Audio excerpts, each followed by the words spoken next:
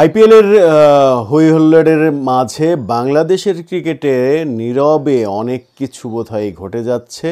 কেউ টের পাচ্ছি, কেউ টের পাচ্ছি না।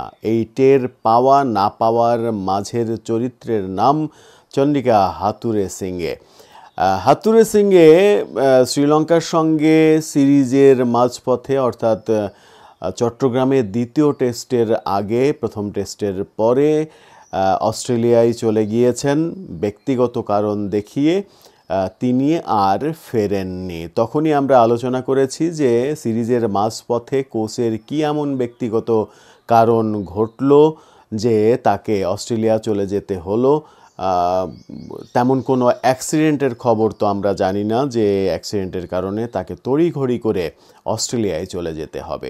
সেই সময় থেকেই সন্দেহটা দানা বেঁধেছিল এবং সন্দেহটা এখন আরও অনেক বেশি দানা বেঁধেছে। এরই মাঝে বিভিন্ন গণমাধ্যমে আপনারা বোধহয় খবরও দেখেছেন, শুনেছেন, নানা রকমের কানাঘুষা চলছে এবং বিসিবির তরফ থেকে অসমর্থিত বিভিন্ন সূত্র বলছে হাথুরে সিংয়ে আর নেই মানে বেঁচে নেই না, তিনি বেঁচে আছেন, হাথুরে সিংয়ে আর বাংলাদেশ দলের সঙ্গে নেই।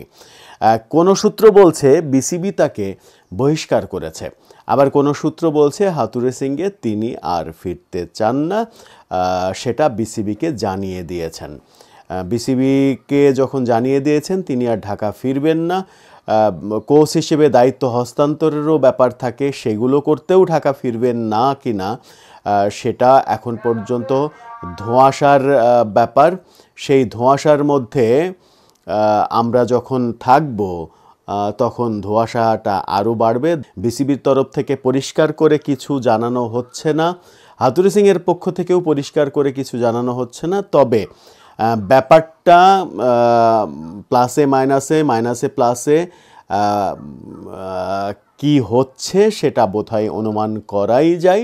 হাথুরে সিংয়ের অধ্যায় সম্ভবত বাংলাদেশের ক্রিকেট থেকে শেষ হয়ে গেল, কিন্তু এভাবে শেষ হয়ে যাবে সেটা বোধহয় কেউ ভেবে ওঠেননি। শেষ হয়ে গেল কি এই কারণে যে প্রধান নির্বাচক হিসেবে গাজী আশরাফ লিপুকে নিয়োগ দেওয়ার পর থেকে দল নির্বাচনে হাথুরে সিংয়ের যে ক্ষমতা সেই ক্ষমতা খর্ব হয়েছে। দল নির্বাচনে গাজী আশরাফ লিপুকে সর্বময় ক্ষমতা দেয়া হয়েছে, যেখানে হাথুরে সিংয়ের ক্ষমতা আগে ছিল সর্বময় ক্ষমতার মতোই। সেখান থেকে ঘটনার সূত্রপাত হতে পারে। আর একটা কারণ সেটা হচ্ছে যে রিপোর্টটা বিসিবি প্রকাশ করেনি, বিশ্বকাপে ব্যর্থতার যে তদন্ত হয়েছে সেই তদন্তের রিপোর্ট বিসিবি প্রকাশ করেনি। সেই তদন্তের রিপোর্টে যা বলছে সেটা যদি বিশ্লেষণ করা যায়, যদিও প্রকাশ করা হয়নি, তারপরেও চারিদিকে কানাঘোষা যেটা রয়েছে তাতে অধিনায়ক এবং কোচের দোষী প্রধান করে দেখা হয়েছে।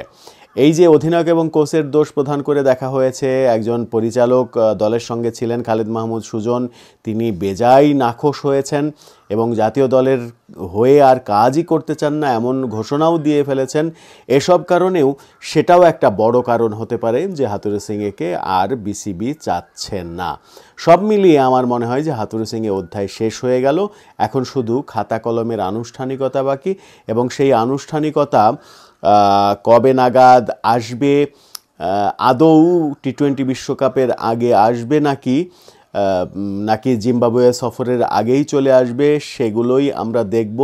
বিশ্বকাপ প্রধান কোচ ছাড়া বাংলাদেশ খেলতে যাবে, সেটা কতটা গ্রহণযোগ্য সিদ্ধান্ত হবে সেটা একটা বড় বিষয়। সেই ক্ষেত্রে হয়তো অল্টারনেটিভ সিদ্ধান্ত হতে পারে সহকারী কোচ নিক পোথাস, তিনিই ভারপ্রাপ্ত কোচ হিসেবে টি-20 বিশ্বকাপে চলে যেতে পারেন যদি এই অল্প সময়ের জন্য বিসিবি মনে করে যে নতুন কোচ এনে বিশ্বকাপে নতুন ভাবনা যুক্ত করলে দলের ক্ষতি হবে। সব মিলিয়ে দেখা যাক সামনে কি সিদ্ধান্ত হয়। তবে বাংলাদেশ ক্রিকেটের জন্য এটা ভালো হলো কি খারাপ হলো সেই সিদ্ধান্ত, সেই মতামত আপনাদের উপরে ছেড়ে দিচ্ছি।